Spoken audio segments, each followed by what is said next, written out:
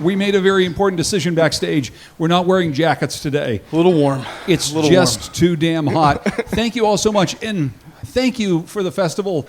I say this, I do a couple of events for the festival each and every year. People shouldn't take this for granted. Not every city has this. This is a really remarkable festival, and I hope that you support it and you get a chance to see a lot of the things that they're doing, take part in a lot of these Ideas events. I want to thank the International Festival of Arts and Ideas for always being such a good host to us. I'd also like to thank some sponsors quickly: the Mohegan Tribe, Connecticut Business and Industry Association, Eversource, Clifton Larson Allen, the Causeway Agency, Express Strategies, Hinckley Allen, and Rowthorne Law. If you're sitting here in the audience, you also have little cards with a QR code. If you want to take a look at that, that's a way that you can sign up for Connecticut Mirror newsletters and also support the Connecticut Mirror. I'll be telling you more about that because once a public radio fundraiser, always a public media fundraiser. So I'll keep doing that. Erick Russell, thank you so much for doing this. I really appreciate this. Thanks for having me. So let's start here. There's a lot that we want to talk about, but we ask our members for questions in advance. And overwhelmingly, most of the questions we got were about one issue. And most of the people who are here in this audience want to talk about one very particular issue. So let's talk about the state's investments in Israel. Sure. What exactly is in the state of Connecticut's portfolio that's in your control that are investments in the actual state of Israel? Sure. So thank you for the question, and thank you for many of the folks here in the audience that have posed the questions and that I've had conversations with over my time in office up to this point. And I want to start by just acknowledging the gravity of this issue and my understanding of how strongly people feel about it and what we're witnessing and the devastation that we're seeing, and how gut-wrenching that is. And so that is not lost on me at all. To be very clear, right, my top priority as treasurer is to maximize returns for pensioners. And that ultimately guides decisions that we are making on the investment front to get the best risk-adjusted returns for our state employees and our teachers and our retirees. And that has been my focus coming in. We have investments in Israel. They probably total, and this varies day to day, but probably close to $100 million in total out of our $56 billion portfolio. The only two direct investments that we have are in two bonds that were purchased kind of on a legacy front before I was in office that are set to mature in 2025 and 2026. The rest of our investments are passive, so they are through managers that ultimately have flexibility as they're making investment decisions with the goal of getting those strong returns for pensioners.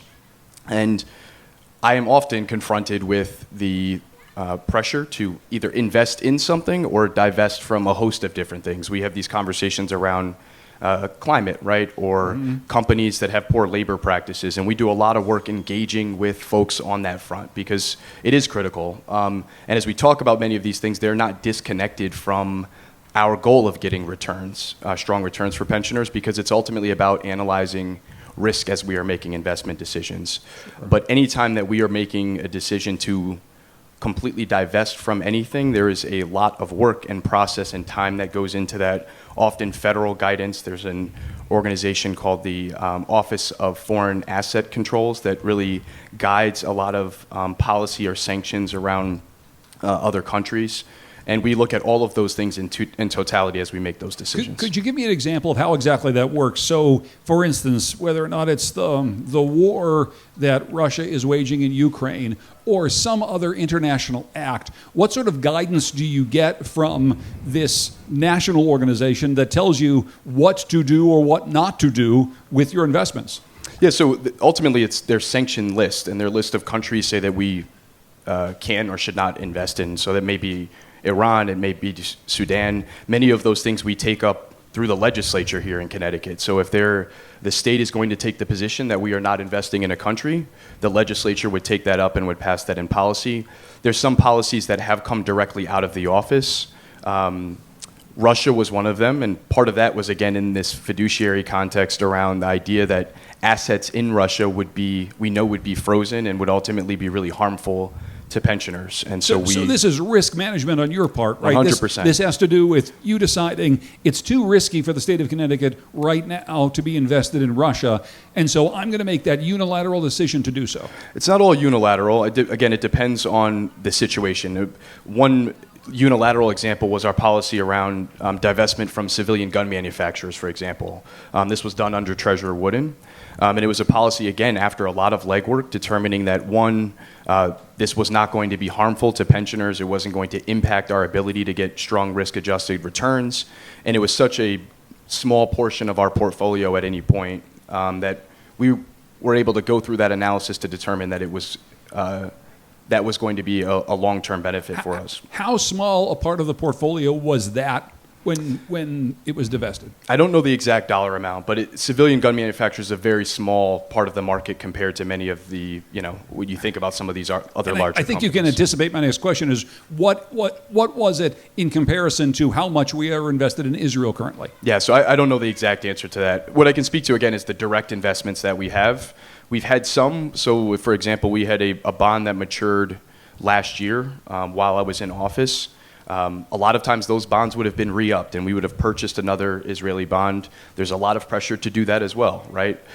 My position in the office is that decisions that we are making on the investment front are going to be about what is best for pensioners. And we are going to continue to let that guide us. And if we get, policy or direction from either the federal government or the state legislature, then we obviously would go through that process. Okay, so just a couple more questions about this. You say that the state's investments in Israel predate you being in office. You've not been in office that long. Why are we invested in the state of Israel, and are we invested in other state actors? Do we have bonds in other countries? So these were carved out. The bonds were initially purchased through a manager. And this was a unique situation in which that manager ultimately left our portfolio, so we aren't working with that manager anymore, but those bonds are still sitting until they mature. So they're kind of in their own bubble. We invest in a lot of other countries, but those are all done through managers that are out there that have flexibility to determine how they're going to make investments with the goal of getting strong returns for our pensioners. And so, there is flexibility on the part of managers to make those purchases. But it is part of the reason why I chose not to re-up this bond that had matured, because we kind of had this separate carve-out that I didn't think was best suited for our portfolio. Do you think that moving forward, it's in the best interest of the state of Connecticut to have investments in foreign countries where there's so little control we have over the stability of those countries, over the elections in those countries? We see how governments can change like that. Absolutely. And like that, they go from stable places that have wide support from the international community to unstable places that do not have wide support. So do you think that that's the sort of business we should be in? I think we need to factor all of those risks in as we're making decisions, which we do, right? With any foreign investments that we're making, there is a very robust due diligence process that is very much centered on that focus. But we are global investors, right? What that does is protect and insulate our pensioners in the event of a downturn. I mean, if we were we were solely invested our $56 billion portfolio in just U.S. assets, we could hit a spot where that could be really detrimental to pensioners long term. As long-term investors, we are thinking about getting returns over market cycles, right? We're not thinking about just returns on an annual basis. And what that has to do is there's a lot of opportunity in other countries that are developing and growing. There are a lot of opportunities in businesses in many of these other countries that may have really innovative products or technology that are doing incredibly well. And so we need to be open-minded about how we're doing that, but we need to make sure that we are factoring in those risks as we're making investment decisions. Could an argument be made that because of the situation going on in Gaza right now, because of truly the split international community response to Israel and Palestine, given some of the problems internally in that government, that it's every bit as risky to be invested in Israel right now for pensioners in Connecticut as it would be to invest in Vladimir Putin's Russia? I think that you can certainly look at risk factors. I don't know that those two things are equivalent, but I also know that this is why we use managers for certain investments, right? And certain investment decisions that have expertise in these specific areas, in these specific markets, and are going to factor in those risks when making those decisions. Do you think that it was a good idea for Connecticut to divest from gun manufacturers? From civilian gun manufacturers, yes. Tell me why. Because ultimately, one, the state has taken a very clear position and has led the charge on gun reform, right? And I think what that has said is it's a signal about where the legislature is on this policy. I also think that from a risk perspective, as we've seen many civilian gun manufacturers being sued, having significant losses, those are all risks for us as an investor as well.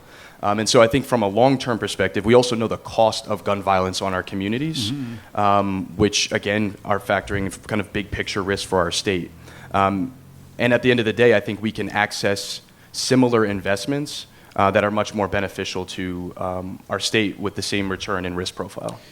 And certainly do not take this as a criticism of that position, because it seems very sensible to me. However, that does seem like a political calculation. It does seem like because Connecticut has said, look, we are going to take a position on gun violence in America, in large part because of the horrible atrocities that visited us here in the state, that we're going to do something about it. And we're using this lever, as well as a lot of other levers, to try to do something about that. It does feel like it's a political calculation in a certain way.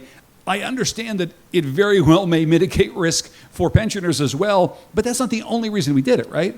Well, I think it's a combination, and Yeah. I think the legislature has taken positions on this many times over. I think from an investment perspective, it's not just about risk, it's about whether or not you're able to get that same return profile with less risk, right? And so those factors were made. But again, there was a lot of analysis before that policy was put in place to make sure that it was going to be in the best interest of pensioners, not just to drive good policy. So we also got a lot of questions about this from people in advance. Will you consider divesting state pension funds from fossil fuel companies and companies that create infrastructure for extracting and transporting fossil fuels? The state has taken, a pretty firm stance about climate change. Some people wish to take a firmer stance about climate change. But do you think that that's something that the state should do? So when we talk about divestment, I think one thing to kind of take a step back on and to really think about the purpose of divestment, because I think it's become this really trendy topic where it's used a lot. But if the goal of divestment is so if we're talking about fossil fuels, for example, if the goal is to say we're going to have a cleaner environment, we are going to reduce the amount of fossil fuel that's being used, divestment is not going to help move the needle forward on that issue. Because all it's going to do right now, while we are still incredibly dependent on fossil fuels, if we divest, someone else is going to pick that investment up, and the business is still going to thrive, and pensioners are not going to get returns off of those investments, but they will in many other states. What we've chosen to do is to be very actively engage with companies that we are investing in. And what do I mean by that? It's by being invested in many of these companies, you have a seat at the table. You have the ability to use your voice, use the fact that you are invested in these companies, and leverage that, right, in the direction that the company is going. And so American Pacific, for example, was a company that we were invested in. They had 12 coal plants that were open and part of their business. We engaged with them over time, and through that engagement, got them to agree to a plan where they were going to, where they agreed to close those coal plants over time. All 12 of those coal plants have now been closed, and we were able to accomplish that through that engagement. Mm-hmm. What we're also able to do through that engagement and those investments is get companies that may be doing work in fossil fuels right now, but they're investing in the energy transition space, which is both beneficial to pensioners, because obviously that is the direction that we're moving in, but we're also able to encourage, and particularly when we're working collaboratively with other states, with other treasurers, to put more weight behind efforts to move folks in the right direction. And it's part of the reason why, from a political perspective, you've seen so much pushback on this ESG wave, right? I think it's become this really political kind of wedge issue. Yeah, and just say what ESG means for people who don't know. Yeah, so it's environmental, social, and governance factors that you look at when making investment decisions. And for me, what it's ultimately about is analyzing risk. All of these things are risk profiles. If you have a company that has poor labor practices, that is doing wrong by their employees, that is interfering with their ability to organize, right? that is a risk for that company in terms of its long-term success. It's the same thing if folks have poor environmental practices or if they don't have strong corporate governance. And by engaging on those issues, by analyzing that risk, it allows us to make more informed decisions. I've certainly talked to a lot of environmental activists over the years about this issue, and what they say, I think, and they would say in response to that is, but you're still investing in the company. You're still essentially saying, we believe that we should put our hard-earned dollars, Connecticut's hard-earned dollars, behind this effort. And just like we wouldn't want to invest in a company that has poor labor practices, if they've shown that they have poor practices when it comes to taking care of our environment or spewing, toxic gases into the air, it seems as though we might not want to be in business with those folks, even if we have some marginal seat at the table that allows us to sit there and say, you should change this. And to be very clear, I mean, we go through a very robust ESG due diligence process with any company that we're investing in. And we ask questions about anything they're doing on this front. So this is not just a blind, we're investing in companies because it's just about dollars. We are factoring in all of those risks when we make investment decisions. But my point is, once we make a decision to invest in a company, there is this ability to move the needle. I think the other piece is that there's no standard for disclosure around many of these movements right now, right? So if we're looking at where we're investing and you say things that are impacting the climate, there's no standard view of what folks are doing for carbon emissions or how much they're putting out. And what we really need is disclosure is the big piece of this, and we need standard disclosure. We need guidance from the SEC about how we're measuring these things so that we are all looking at it from the same perspective. And then I think it would be a lot easier for us to set a target for at a point that we would be fully divested from fossil fuels. I think right now it's very easy for me to make that commitment because there's no way of actually knowing how you're going to deliver that because there's no way currently to measure that in a meaningful way. When you take a look at the portfolio of the state of Connecticut, this is just personally, this is not, something that you're going to do as part of your job, but do you ever look and say, oh, God, I wish this was different. I wish we weren't invested there. Like just something that personally hits you and says, God, I don't like my job today because I have to deal with this particular thing. I don't know that I've thought about it that way. Really? In terms of any specific, I mean, I think there are spaces, and I think part of this coming in and knowing that there are areas that we can improve on. One thing I talked about during the campaign trail was looking at a policy around for-profit prison, right, or like the prison industrial complex. I think these are things that I'm certainly open to looking at. My focus right now is in coming in when I did that there was a large focus on our opportunity to perform better big picture as a pension fund.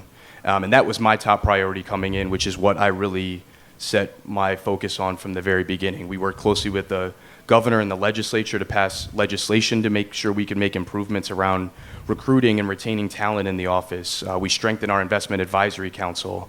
We set a new asset allocation that we're in the right process of right sizing. We brought on some incredible members of the team. So there's so much work that we're doing on that front to make sure, again, as we're thinking about why this is important, this is about saving taxpayer dollars and making sure that our pensions are shored up for state employees and teachers and retirees. And as a state, we went a long time without meeting our commitments to folks. We went about 70 years without properly funding our pensions. And we've made such incredible progress both on the funding side and we're starting to really see improvement on the performance side, which has been great. There's still so much more work to do, but that has really been my primary focus coming in. So maybe you can explain for folks who don't know what the treasurer does. Explain a little bit about how that performance has turned around, how you've been able to make our pension system perform better for the state of Connecticut. Sure. So again, we're long-term investors. So our goal is to make sure that we're able to perform over market cycles, right? But we have seen in the short term, we have seen performance improve. This calendar year 2023, we performed at 12.8%, which put us in the top 27% of our peers in terms of folks with similar opportunity sets across the country. And it's because of this work. It's a really talented investment team. We have across the office really committed public servants who could be off doing a lot of different things. likely making a lot more money, but they're committed to the work. They're committed to performing on the behalf of taxpayers. We've paid, at the end of this year, will be over $8 billion of additional contributions into our pension fund, really making up for this hole of unfunded liability that we dug for ourselves for decades and decades and decades. And again, working collaboratively with the legislature, we're doing a lot to streamline the portfolio to make it a lot more efficient, reducing the number of managers, investing, kind of scaling up with managers we have high conviction in, which allows us to reduce fees and get the best kind of economies of scale. And so there still is a lot of work to do. The asset allocation for us is the biggest indicator of performance. And so just to kind of put that in, simplify it a little bit, asset allocation, if you think about our full portfolio, we invest in real assets and infrastructure and private equity and public equities, fixed income. Your asset allocation is what percentage of each asset class makes up your total portfolio. And with the change in asset class, that guides about 90+% of your performance. And so a lot of work had been done to put that new asset allocation in place, and then you, over a 5-year window, really trying to catch up to that asset allocation as we're deploying capital into those asset classes. The last one of these conversations I did was down in Stamford with the Attorney General William Tong, and he talks an awful lot about how so much of the work that he does is getting together with other attorneys general. Socially, they go out to dinner, they hatch plans, and then they go and sue the pants off of a tobacco companies or something. Do you do the same thing? I mean, do you work with other state treasurers on any of these things? And to that end, could more states working together in unison help to maybe get at some of the deeper issues that we started our conversation with? Absolutely. So work very closely. I'm on the board of directors for the National Association of State Treasurers. So we have regular meetings where we are talking about whether it's investment strategy or, our office also oversees all of the state's bonded debt, so bonding programs, things that help families like our CHET 529 college savings programs, or ABLE, which helps folks with disabilities save. So we get together often. There are many treasurers that I've gotten close to and that I call on for advice and that have been incredibly helpful. And we do know that, right, as we talk about the ability to use our assets to influence companies and to drive good corporate governance practices or social practices, leveraging our $56 billion is one thing. If you're bringing together 15 states across the country and you are now talking about hundreds of billions or trillions of dollars, there's a lot more pressure that gets put on many of these companies. I think one thing that's hard is that the Office of Treasurer is not one of the most political offices, and it's the same thing really across the country. We've seen things, I think, be a lot more politicized in recent years with this kind of... yeah, exactly. Really? I'm sure no one has experienced that or kind of picked up on it. But there is, I think, even as we talk about ESG and a lot of this pushback or things that, risk factors around corporate governance that were never an issue for decades, now have become these political wedge issues. And we found that being able to work collaboratively has really helped in moving those causes forward. Okay, so we've done a very hard half hour of just like asking you about these difficult things, and I'm going to get back to more of those things, but I'm going to give you a break for a second I would like to learn a little bit more about you. Sure. So we're here on the Green in New Haven. This is your town. How did New Haven shape you? Ooh, that's a good question. Completely. New Haven is, my parents moved here. My dad is originally from Nashville, Tennessee. Dad turned 82 last month.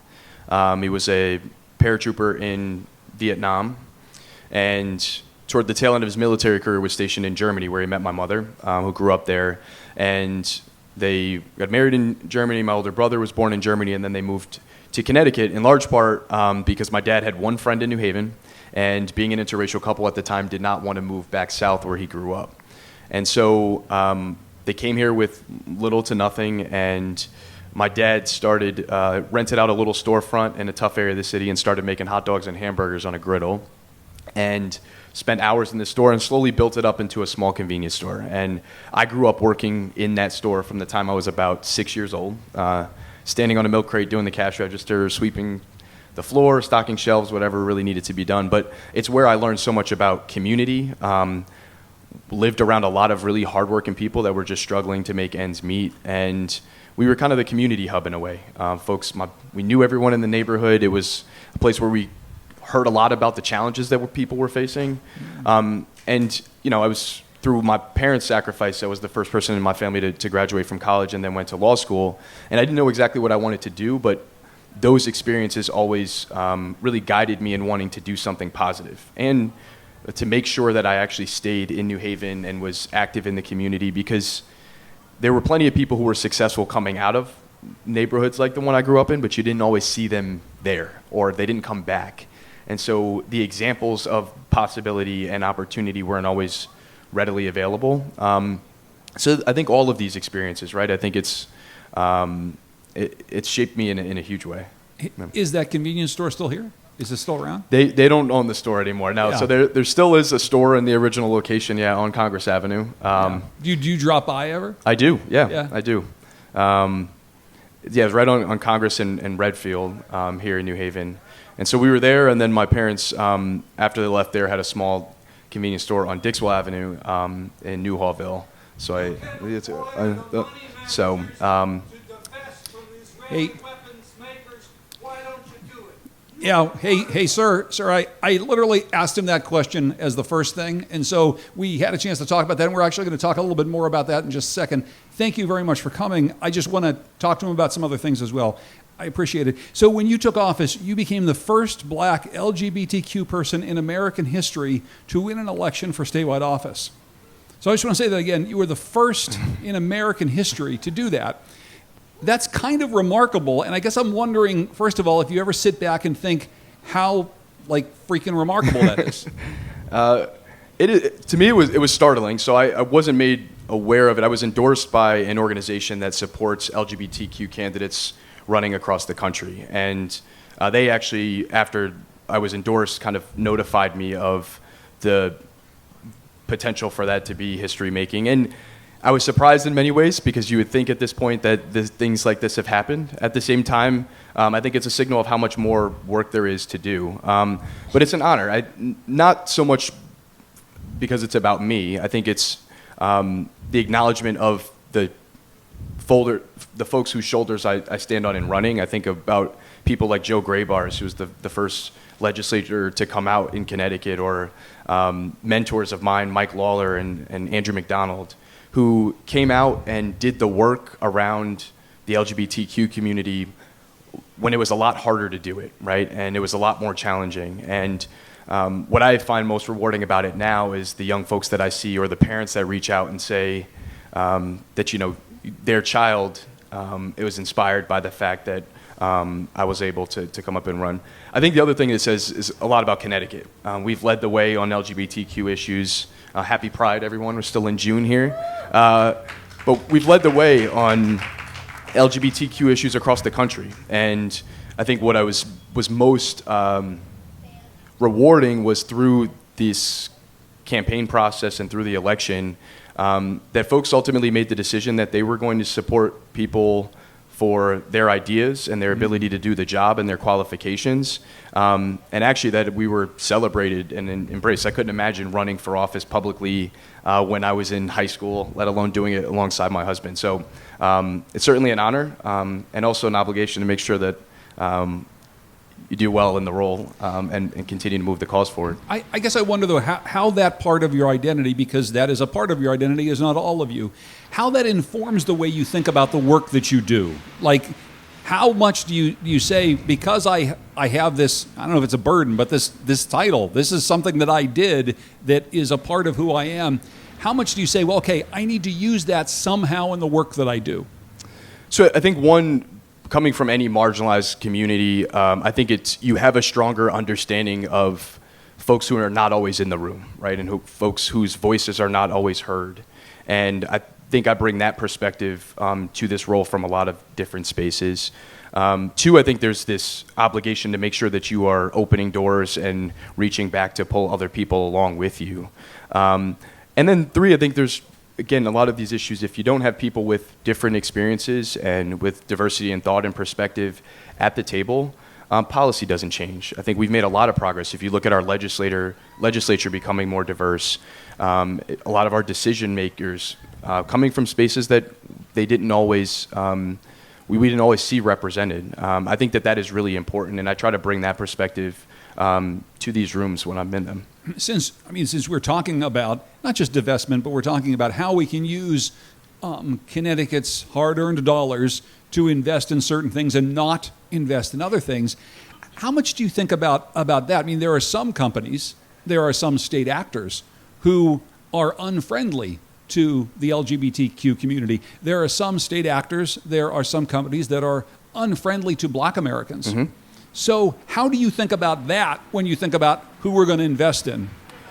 That we do, again, is a lot of the ESG. We have a diversity, equity, and inclusion kind of survey as part of our due diligence process as well.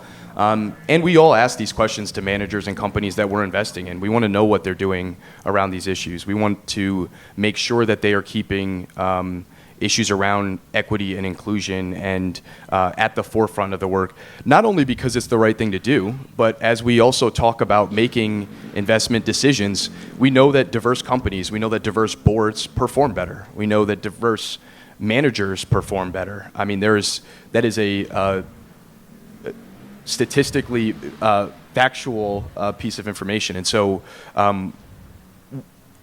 definitely something that we're looking at, that we continue to look at. We engage with folks that we are doing business with around that. Okay, so that's another way in which you feel like if you're invested in a company, you have an opportunity to stand up as a major investor and actually make change at the corporate level. Yeah, and part of it is asking questions, right? A lot of times, so historically, people didn't ask what the makeup or the racial makeup of your organization was, or the gender diversity within your organization. Asking those questions, because whether it's because people are doing it for the right reason or they're thinking about it from a business perspective, it has helped to move the needle. Denise Napier really led the charge on this many years ago, before many public pension plans were doing it. And you have now seen a lot of work. This is another area where collaboration with other treasurers across the country has been really effective in moving the needle. Okay, so I want to get to some more questions that the members have. I want to put a finer point on the thing that we started with, because I want to loop back to this. A few of our questioners who wrote in, and somebody who just stood up and shouted at us, said that you have the ability unilaterally to divest from Israel, to essentially not have Connecticut be in the Israel business anymore. We were talking a bit backstage. It's not so simple, I don't believe, but you can explain it, that it's not something you can do unilaterally. I'd like to understand that a little bit better. Sure. So again, there's a robust process to all of this. And there are calls for me to completely divest from a lot of things on a very regular basis. Our policy has always been that we go through a robust process. At any time that we have just completely divested from a country, there has been federal guidance on that, and there's been a robust due diligence process or a legislative process. What does the legislative process look like, just so I understand that? So, like, what do they have to do to make this work for you? Yeah, if you look at our policy around divestment from Iran or Sudan, for example, that is, there was legislation passed through the Connecticut legislature surrounding that policy. That was not something that was just unilaterally done by the treasurer. And I think it's important that we have process here, and that if there wants to be if the legislature wants to have a conversation around making a decision that we are going to divest from another country, then that process should play out. Again, the only direct investment that we have in Israel right now are 2 Israeli bonds that are set to mature in the next few years. Outside of that, these investments are mostly in companies that outside managers have made determinations are good for pensioners. So maybe a tech company or a software company, but those are not things that we are actively making a decision on a day-to-day basis. Last question around this. So we've divested from gun manufacturers that make commercial weapons for people. We have a lot, however, in the state of companies that make, for lack of a better word, weapons of war. We are a defense contracting state. Mm-hmm. In many ways, those companies have some risk attached to them as well. In many ways, they are very controversial because a lot of people believe that is, essentially directly investing in the death of humans, be that in Ukraine, in Palestine, in any place around the world, in Sudan. So the question is, should we be in the business in Connecticut of supporting people who make weapons of war?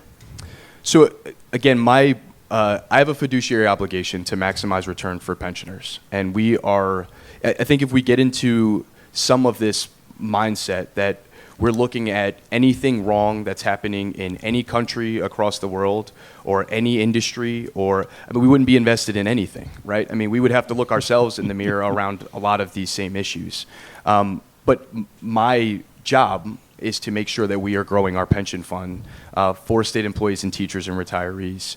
And that really is what guides our work at the forefront. Now, again, we engage on a very regular basis to make sure that companies we're doing business with have the best possible practices, and a lot of that is about mitigating risk. But all of this is a cost-benefit analysis as we are doing this work. I appreciate your time on this. We've got a couple more questions from people on various topics. Connecticut cities and towns, someone writes, vary greatly in their economic vitality. What role do you see in the state treasurer's office playing in supporting economic development in under-resourced communities? Yep. And how are you working to ensure equitable access to financial resources across the state? Sure, so great question. And we're doing a lot of work on this front. So some it's supporting municipalities in things like our short-term investment fund. So we manage all of the state's cash, and that's on hand, and we invest that so that we're getting returns and building that cash base. We also do that on behalf of municipalities, so getting strong returns for the cash that they're holding for us. So there's very basic kind of technical things like that. But there's also this opportunity to influence larger scale economic policy. So programs like Connecticut Baby Bonds, which is a first in the nation program that we were able to successfully pass and fund here in Connecticut, which is ultimately about addressing cycles of generational poverty in our state. So Connecticut, one of the wealthiest states in the country, but we also have one of the largest wealth gaps, and it's one that has continued to widen over time. And with the passage of this program now, for every child who is born into poverty, so if their birth is covered by Husky, our state's Medicaid program, there's automatically $3,200 invested in a trust on behalf of that child. And we manage that money, and it grows over the life of that individual. And when they're between the ages of 18 and 30, they can access those resources for initiatives that are all about wealth building. So they can purchase a home here in Connecticut, start or invest in a Connecticut business, help pay for post-secondary education or job training, or roll into a retirement savings account. And it's huge, right? We know that these resources not only give these children an opportunity to levels the playing field and creates opportunity that they probably could not have imagined otherwise. But these are all resources that are going to be reinvested back into our communities, largely into communities that have been under-resourced historically. And so we work very collaboratively with the legislature around that initiative. We are constantly looking for ways to move the needle. And it's obviously a strong passion of mine, just based on my experience growing up in Connecticut. As you explained the baby bonds program, and I think I first heard about this years and years ago, long before the state ever implemented such a thing, all I can think is, why the hell did it take us so long to come up with that idea? Mm-hmm. It seems to make sense. So why the hell did it take us so long to come up with that idea?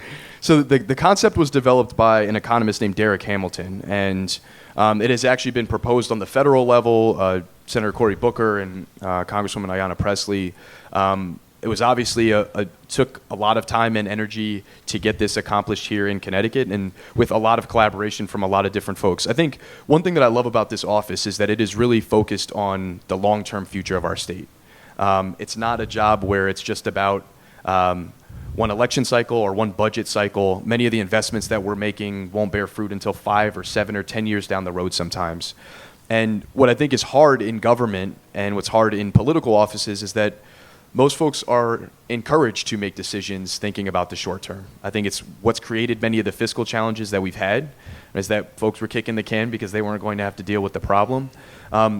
This says a lot about Connecticut, that folks were willing to step up and make this significant investment in the future of our state, in young people, right? Understanding that I will not likely be in office, and many of the folks that were in the legislature and involved in this won't be in office at the time that this ultimate benefit gets paid out. But I think we have to start to think about our future a little bit more long term. We can't continue to make short term decisions and expect that we're going to get different results long term. Okay, so, but then, as you say that, I mean, what those of us who followed state government, for instance, for years have been thinking is, why can't we think longer term than just 2 years down the road and 2 years down the road? Why 2 years? Because that's how long it takes me to get elected again and be in office for 30 years or however long some people are in office. Do you believe that this is the sort of thing that actually gets people in the legislature and others in state government thinking more long-term about something that might happen past, God forbid, my political career ending? Yeah, I think there are a few things that we've done. We made a lot of progress as a state, and I give the legislature and the governor a lot of credit for the work that's being done to right many of the wrongs that we've seen, a lot of the mismanagement that's happened over many decades, frankly, on both sides of the aisle, right? But if you look at, I think funding our pensions is the biggest example of that. We went 70 years without putting in the money that we should have, and we'd be in a completely different place had we done that over time. But I do think that there's been this renewed culture of fiscal discipline and addressing many of the longstanding challenges we've had, not going back to that same mentality. We've seen it with the fiscal guardrails, which, of course, there's different opinions about effectiveness and obviously understanding some of the maybe challenges short term that they have created, but big picture, no one can argue the benefits that we've seen as a result of them as well. Balanced budgets, record surpluses. We have a full rainy day fund, which will be at about $4 billion at the close of this fiscal year. We've paid down over close to $8 billion in unfunded pension liability. This discipline, I think, is putting us on the track to really put ourselves in a different space. And we've seen that not just by me saying it or the governor saying it. Our credit ratings have increased dramatically, right, which is allowing us to invest in people in our state at a much lower cost to taxpayers. And so there's still much work to do, but I do think that there has been in the legislature, in government, a very different approach to how we are governing. I talked with Governor Lamont as part of the series about those fiscal guardrails, and I think one of the issues that a lot of people bring up is that yes, indeed, this discipline has gotten us to a point where we have surpluses in a place where we used to have deficits. But, it's not a very big state, but somewhere it's raining for somebody, right? If we got a rainy day fund, there's somebody who needs something, and there's an awful lot of agencies that rely on state funding to provide critical social services that say, look, this austerity in their minds isn't letting us get the services that we need right now, and we actually have the money to do it. And so how do you square those things? Yeah, it's a balancing act, and I think the governor and the legislature have had these conversations and will continue to. I think that they've worked incredibly well in moving things forward. We just renewed the guardrails last year on an almost unanimous basis, right? And so the legislature has made that decision. But I don't think that the fiscal guardrails were meant to be completely static, and I think there's something that we will be looking at. I do think that from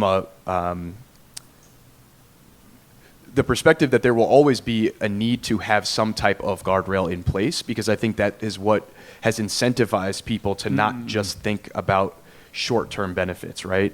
And listen, under these guardrails, if we were not digging ourselves out of such a big hole, there would be a ton of resources to go around without having to pay down these unfunded liabilities and right many of the wrongs of the past. I think the positive thing is we are now in a place where we're able to weigh these things out and actually make decisions about how much we should be paying down debt, how much of our money we need to have in a rainy day fund compared to how much we need to invest in people right now. Whereas 5 or 6 years ago, we were jumping from fiscal crisis to fiscal crisis and had no control over it because we didn't have any of these parameters in place, and we didn't have any of the resources to actually just function on a very basic level. Can I just loop back to the baby bonds program very quickly? At the time that this was getting ready to launch, it faced some opposition from Governor Lamont. It nearly kind of scuttled the whole thing. How have you worked with Governor Lamont on this particular issue? What have your conversations with him been about baby bonds? Yeah, so it was interesting because I hadn't actually been in office yet when this started to really stir up in a public way. But the governor and I worked very collaboratively on getting this over the finish line. As the governor will tell you, it was I think the day after we were elected, I called him and said, after the congratulations, I know this isn't your issue, but I'm committed to it and look forward to working together as we move forward. And he continuously came to the table as we were looking at addressing many of the concerns that he had to make sure that the program was the best it could be and that we were funding it in the most cost-effective way. And so my team and I went through a lot of work to come up with innovative ways to finance the program, to make sure we were building it out in the best way possible, and ultimately found a way to do that saved about $200 million off the top of the program, didn't require us to borrow any money to fund the program, so we saved about $150 million in borrowing costs, and it didn't impact the budget. And after sitting down, the governor was on board, and I think he's very supportive of the program. I think he understands the opportunity that this creates for young people. He understands the long-term investment in our state and the impact that it really can have moving forward. Okay, so I have one more question that came in. It came in from a reader, but it's probably a pretty close reader to the Connecticut Mirror. It says, your predecessor and you have both tried to make improvements to the state's unclaimed property program after reporting raised questions about this program. Yet people continue to email the Connecticut Mirror saying they can't get their money back from the state. So, first of all, what exactly did you do to try to help and solve the problems with the unclaimed property program? And then why can't people still get their money? Yeah, so this is something that was very much a focus coming in, and we've done a lot of work on this front, and we're processing more claims and getting more money out the door than ever before. Just to kind of give you some context on how this works. So everyone should go to ctbiglist.com if you have not, to check if you have any unclaimed property. You can file your claim there.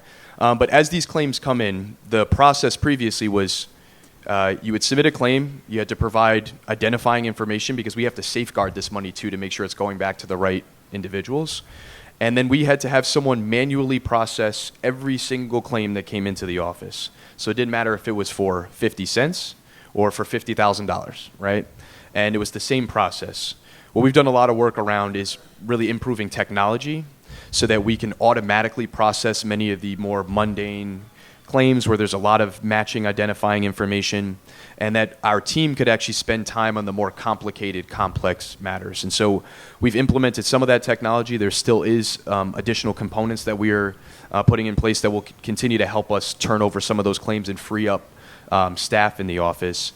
But we are also doing work legislatively, right? Some of the challenges is how to match up information, or if we have, so for example, someone files their taxes with DRS and we have your information, we could very easily match that with unclaimed property, except that we don't have authority to do that, to share that information. And so we've been working with the legislature to really improve that process, to improve some of the data sharing information with our ultimate goal of getting more money back to people more quickly. So it's a process, and we continue to plug away at it. We're certainly making progress, and we're hoping that we're turning claims around a lot faster. But there are still hurdles, both legislatively to how we can go about that process, and just from a staff and technology perspective. Okay, what's the worst part of your job, the best part of your job? I think the best part of my job is the people I get to work with every day. I am fortunate to work with folks that are incredible public servants that, again, could be out doing a lot of different things, particularly in the finance space. The office is really broad, right? So cash, debt, our investments, economic policy, Chet, baby bonds, right? But having a team of folks that are dedicated to the work that they're doing, many folks that have spent decades doing it, is really, really rewarding. The tough part is sometimes the politics, right? I think the role in a lot of the work is not hyper-political. And I obviously understand that I am elected and in a political office, and that that comes with the territory. But any attempts are when there are things that are where politics are getting in the way of the ability to actually perform well and do the work. It can be frustrating at times. But I watched you talk in person with a lot of the folks who were here at this event in advance, and you're not running for anything right now, but it seems as though you kind of feel comfortable. You must like just talking with people, even if they don't agree with what you're doing. Oh, interacting with people is not the politics that I'm talking about. I love interacting with the public, and one thing that I have wanted to do, and I hope that we're accomplishing that, is really connect this work to people, everyday people. Most folks have no idea what the treasurer does or how it impacts their lives on a daily basis or why it's important. And this is a critical office to the future of the state and to how people live their lives and the resources that are available, and finding savings and creating policy that saves taxpayer dollars. And so we do a lot of work out in the community, speaking to folks. We want to know what's important to people, and so that part of the role I love. I think there are, challenges sometimes around wanting to educate folks about the full process, and then as we think about policy and legislation, making sure that it's actually most beneficial to the work that we're doing. State Treasurer Erick Russell, thank you so much for joining us. Thank I really you. appreciate Thanks for it. having me. I'd like very much to thank the International Festival of Arts and Ideas for helping to coordinate this event and providing us with this lovely space. Special thanks to our sponsors, Mohegan Tribe, Connecticut Business and Industry Association, Eversource, Clifton Larson Allen, the Causeway Agency, Express Agencies, Hinckley Allen, and Rowthorne Law. Thanks to everyone at the Connecticut Mirror.